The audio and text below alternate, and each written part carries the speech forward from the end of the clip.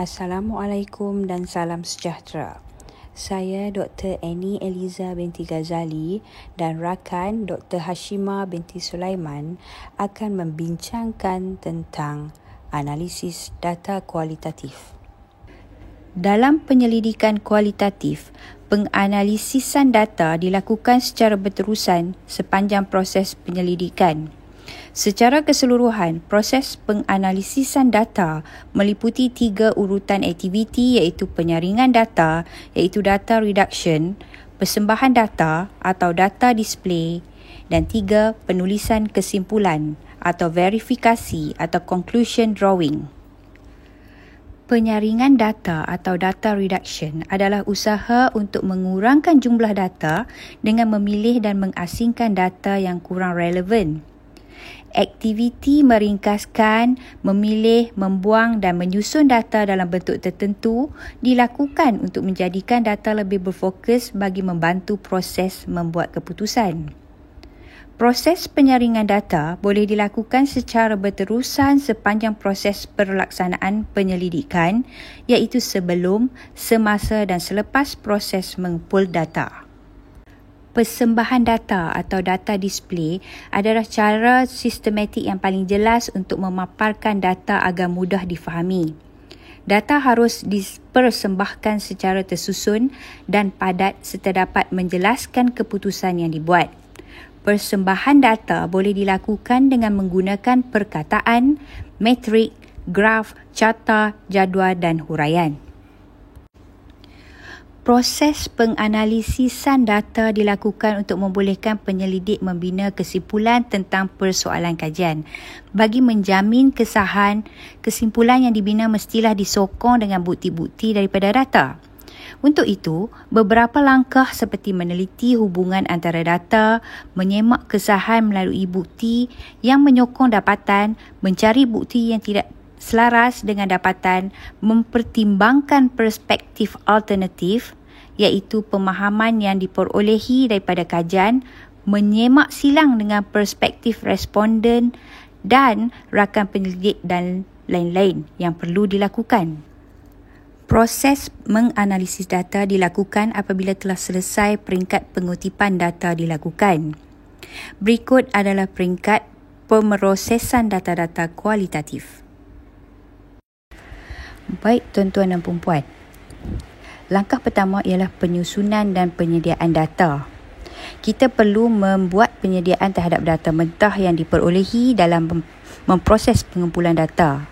Transkripsi data temubual, video, mengimbas gambar, menulis semula catatan nota lapangan dan mengasingkan serta menyusun data mengikut jenis-jenisnya berdasarkan sumber perolehan data. Langkah kedua ialah pembacaan keseluruhan data. Kita perlu membaca keseluruhan data yang diperolehi, mendapatkan pengertian umum, membuat refleksi, mendapatkan input yang tidak kelihatan ketika pengumpulan data, mengenal pasti kredibiliti sesuatu data dan seterusnya menulis kesimpulan awal berdasarkan data yang diperolehi. Tuan-tuan dan puan-puan, langkah ketiga ialah pengkodan data. Transkrip adalah menulis semula ringkasan daripada data mentah yang diperolehi dari temubual. Petunjuk-petunjuk yang bukan lisan harus diambil kira seperti gerak tubuh atau gesture yang boleh membawa sesuatu makna atau konotasi yang perlu difahami atau ditaksirkan, seperti keadaan senyap secara tiba-tiba atau senyap yang agak panjang, atau ayat pendek seperti atau Malah bentuk ketawa atau gerak ataupun gesture yang signifikan juga merupakan elemen penting yang dapat memberi makna dalam dapatan kajian. Selepas proses transkrip selesai, data-data tersebut disusun atur ke dalam bahagian-bahagian tertentu agar mudah disemak. Rujukan kod telah digunakan bagi melibatkan nama atau sebagainya. Proses pengkodan dilakukan bagi memudahkan mengenal pasti jenis data, sumber data serta nombor muka surat transkrip. Bagaimana cara orang membuat koding? Orang ingat kita menggunakan software yang canggih. Tapi itu tidak benar. Software adalah program yang menguruskan data.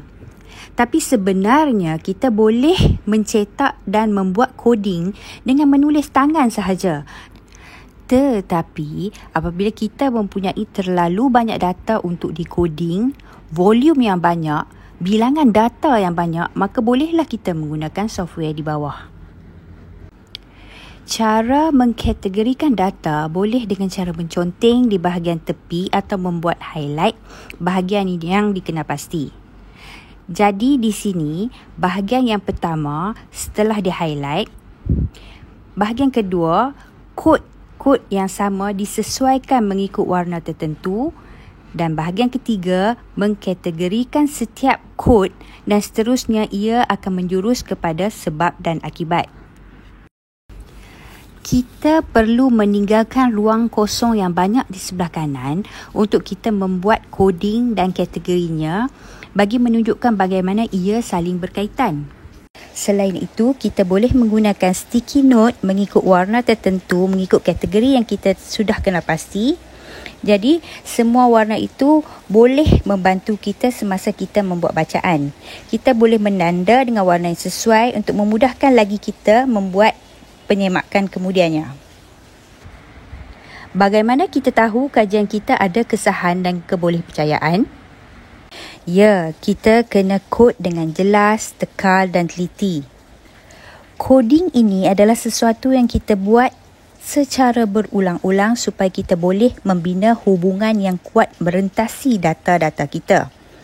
Supaya kita dapat pastikan, contohnya interview kita yang pertama ada persamaan dengan interview kita yang ke-50 misalnya.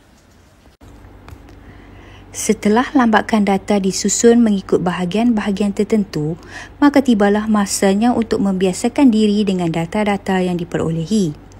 Proses pelaziman adalah dengan mendengar kandungan temu bual dalam pita rakaman, membuat tontonan semula bahan berbentuk video, membaca iaitu membaca semula data-data, membuat memo dan membuat ringkasan sebelum proses analisis secara formal bermula. Ia adalah peringkat yang penting terutamanya jika pengumpulan dan proses transkripsi data bukan dilakukan oleh penyelidik sendiri. Di sini, saya jelaskan dengan lebih terperinci mengenai contoh analisis dokumen yang dipaparkan. Langkah coding yang pertama adalah familiarizing with data, di mana penyelidik membiasakan diri dengan data dan kemudian menjana kod-kod awal atau generating initial codes bagi mencari tema asas dari pernyataan-pernyataan tertentu yang terdapat di dalam transkrip. Tindakan seterusnya adalah membina satu kelompok tema asas yang mempunyai maksud yang hampir sama secara tersirat atau tersurat yang boleh membawa kepada subtema yang lebih luas. Seterusnya, penyelidik telah memberikan makna dan pengertian kepada setiap tema bagi menyediakan draft pelaporan yang ringkas secara tersusun, jelas dan logik agar menepati kehendak persoalan kajian. Sekian sahaja cara penganalisisan data kualitatif secara ringkas dari kami. Terima kasih.